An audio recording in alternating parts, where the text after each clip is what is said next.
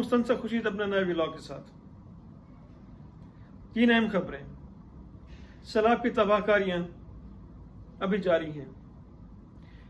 दूसरी खबर ये कि पीटीआई और इमरान खान के खिलाफ एक इंतहाई घिनौनी साजिश नाकाम हुई है। और तीसरी खबर, मोहतरमा मरियम नवाज की ट्विटर पर डिस्प्ले पिक्चर और उसके पीछे की छुपी कहानी की हकीकत क्या है। सबसे पहले चलते हैं पहली खबर की तरफ। सैलाब की तबाहकारी पाकिस्तान में भी जारी है। सैलाब तबाही फैलाता हुआ आगे चल रहा है और इसके थमने का नाम नहीं ले रहा। मजीद होश उड़ा देने वाले इंकशाफात सामने आ रहे हैं। पाकिस्तान की कपास, जो पाकिस्तान की बैकबोन है इकोनॉमी की, पाकिस्तान की जो रॉ मटेरियल है टेक्सटाइल सेक्टर का, वो टेक्सटाइल सेक्टर जो हमें बहुत ज़्यादा, सबसे ज़्यादा फॉरेक्स अर्न करके देता है। लास्ट फाइनेंशियल ईयर में एक्सपोर्ट सेक्टर में टेक्सटाइल सेक्टर का हिस्सा $11 बिलियन से ज़्यादा का था, इसी कपास की वजह से, जिसका 40% अब तबाह हो चुका है, सैलाब की नजर हो चुका है।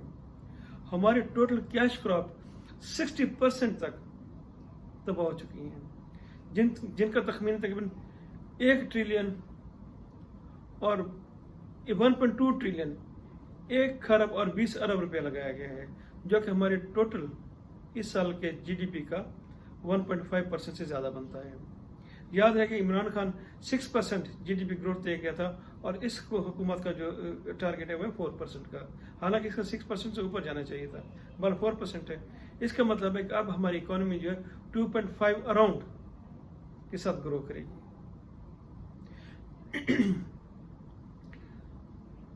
जो इकोनॉमिस्ट बात कर रहे हैं कि पाकिस्तान का ये टोटल लॉस जो है इस सैलाब की वजह से, सब कुछ मिला के वो बनता है तकरीबन 10 से 12 बिलियन डॉलर्स, जो पाकिस्तान को इमीडिएटली चाहिए। 10 से 12 बिलियन डॉलर्स ये हो गए। और पाकिस्तान इस साल जो डेट रिटायरमेंट के लिए पाकिस्तान डॉलर्स चाहिए वो 21 बिलियन डॉलर, तो टोटल 33 बिलियन डॉलर्स पाकिस्तान को इस साल चाहिए अपने अर्जेंट नीड्स पूरी करने के लिए। पाकिस्तान एक्सपोर्ट्स अब है नहीं, बहुत कम, नेगेटिव ग्रोथ में है, तो डॉलर हमारे पास कहाँ से आएंगे। साफ ज़ाहिर है हम मज़ीद कर्जे लेंगे, मुल्कों से लेंगे और फाइनेंशियल इंस्टीट्यूशन हैं वहाँ से कर्जे लेंगे, और फिर हम अपने मुल्क का मज़ीद कारोबार संभालेंगे। कर्ज़ों का बोझ और हमारे पर बढ़ेगा। जो हमारा 45% इन्फ्लेशन रेट है, ये मज़ीद बढ़ेगा। जब 20% इन्फ्लेशन रेट बढ़ता है तो पाकिस्तान में 2 करोड़ लोग गुर्बत की लाइन जैसे नीचे चले जाती हैं। इसका मतलब है कि पाकिस्तान में कम से कम 4 से 4.5 करोड़ लोग गुर्बत की लाइन से नीचे रह रहे हैं, जो कि मज़ीद नीचे जाएंगे अगर इकॉनमी यही हालत रही। ये हमारा जो हमारा बजट खसारा वो बढ़ता रहा, हमारी एक्सपोर्ट कम हुई और हमें दूसरे मुल्क से डॉलर्स बोरो करने पड़े। तो उसके बाद ये खबर कि चूंकि पाकिस्तान की क्रॉप्स तबाह हो चुकी हैं, तो पाकिस्तान में जो है वो खुराक का बहरान आने वाला है। सब्जी नापायद हो जाएगी, गोश्त नापायद हो जाएगा।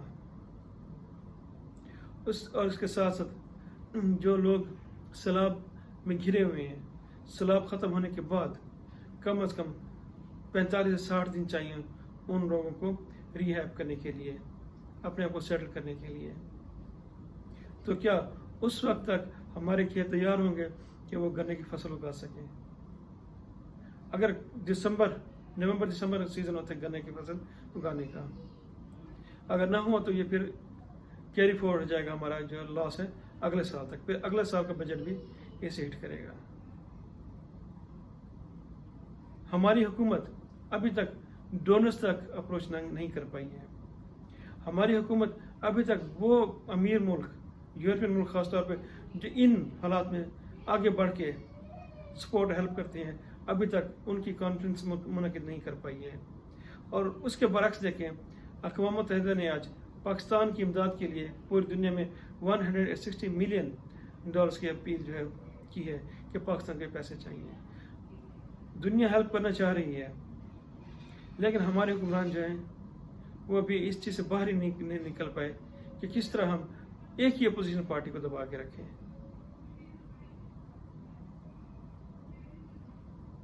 امید ہے کہ حکومت ہوش کے ناخن لے گی اور انٹرنیشنل ڈونرز تک پہنچے گی تاکہ قرضے کے بجائے امداد لی جائے. ایسا نہ ہو کہ اتنا لیٹ نہ ہو جائیں کہ پھر یہ امداد بھی ہمیں قرضے کی صورت میں ملے. اب چلتے ہیں دوسری خبر کی طرف. عمران خان اور پی ٹی آئی کے خلاف ایک بہت بڑی سازش ناکام ہوئی ہے اور پاکستان کو آئی ایم ایف کا $1.17 بلین قرضہ مل گیا ہے، اپروو ہو گیا ہے. یہ سازش تھی کیا؟ یہ سازش یہ تھی کہ حکومت کو اپنی کارکردگی پر یقین نہیں تھا کہ کیا وہ قرض لے پائے گی، تو اس وجہ سے اس نے دوسرے ہیلے بہانے بنائے تاکہ اس کا جو ملبہ ہے وہ بھی عمران خان پہ ڈالا جا سکے. صوبہ خیبر جس کا صوبہ کے پی کی کہتے ہیں اب، اس کے فائنانس منسٹر تیمور جھگڑے نے خط لکھا، جیسے کہ میں پہلے بتا چکا ہوں، فائنانس منسٹر مفتاح اسماعیل کو کہ سیلاب کی صورتحال ہے. جب آپ ڈائلاگ کر رہے تھے آئی ایم ایف کے ساتھ تب کنڈیشنز اور تھیں، اب کنڈیشنز اور ہیں، لہٰذا ہم نے آپ کو جو سرپلس کا وعدہ کیا تھا ہم آپ کو سرپلس نہیں دے پائیں گے. اس خط کو پھر میڈیا میں لیک کیا گیا. آپ اپوزیشن ایک ہی اپوزیشن پارٹی ہے اس کے خلاف ایک پوری کمپین کھڑی کر دی گئی. کل رات جیو نیوز پر شاہزب خانزادہ کے ساتھ مفتاح اسماعیل انہی سوالوں کو جواب دیتے ہوئے نظر آئے کہ اب آئی ایم ایف سے تو ہمیں اپروول تو مل گیا ہے قرضے کا، اب جب کہ اب حالات ہی تب بدل گئے ہیں تو اب ہم کیا کریں گے. کے پی کی حکومت کا یہ کہنا تھا کہ آپ آئی ایم ایف سے جب بات کر رہے ہیں تو فلڈ ریلیف کی بات کریں، وہ نہیں کی گئی اور قرض لے لیا گیا. اب اس ڈوبتی اکانومی کے ساتھ آئی ایم ایف کو قرض واپس بھی کرنا ہوگا. دوسری سازش یہ کی گئی کہ ایک کال لیک کی گئی سابق وزیر خزانہ شوکت ترین کی. اس کی ٹائمنگ دیکھیں کہ جب آئی ایم ایف سے ڈائلاگز ہو رہے ہیں اور پھر عمران خان رات کو ٹیلی تھون کرنے جا رہا ہے کہ وہ سیلاب زدگان کے پیسے اکٹھے کر سکے، اسی موقع پر ہی یہ آڈیو ریلیز کر دی گئی. اور اس کو سوشل میڈیا نے تو اتنا زیادہ نہیں اٹھایا لیکن چند بڑے میڈیا ہاؤسز کے صحافیوں نے اس کو بہت بڑی ہائپ کے ساتھ اٹھایا کہ سازش ہو گئی اور عمران خان جو ہے وہ اور پی ٹی آئی جو ہے وہ پاکستان کو ڈیفالٹ کی طرف لے کے جانا چاہ رہی ہے. پاکستان کو تو پی ٹی آئی نے اس دور میں بھی ڈیفالٹ نہیں ہونے دیا جب پوری دنیا میں کرونا تھا، پوری دنیا کی جو اکانومیز تھیں وہ بیٹھ گئی تھیں، تب بھی یہ گورنمنٹ پرفارم کر رہی تھی، تب بھی اس گورنمنٹ نے کوئی انٹرنیشنل پلی نہیں لی تھی کہ ہمارے قرضے معاف کریں، ہم قرض نہیں دے سکتے. پھر بھی انہوں نے اپنی تمام فائنینشیل کمٹمنٹ پوری کی اور ڈیفالٹ نہیں کیا. ڈیفالٹ خطرہ تو اب پیدا ہوا جب سے یہ ریجیم چینج آپریشن ہوا ہے. تو یہ سارا قصہ اس لیے تھا کہ اگر عمران خان اگر حکومت کو قرض نہیں ملتا تو یہ کام بھی اپوزیشن پہ عمران خان پہ ڈال دیا جائے. اب تیسری بات ہے مریم نواز کی ٹویٹر ڈسپلے پکچر جو ہے اس پہ.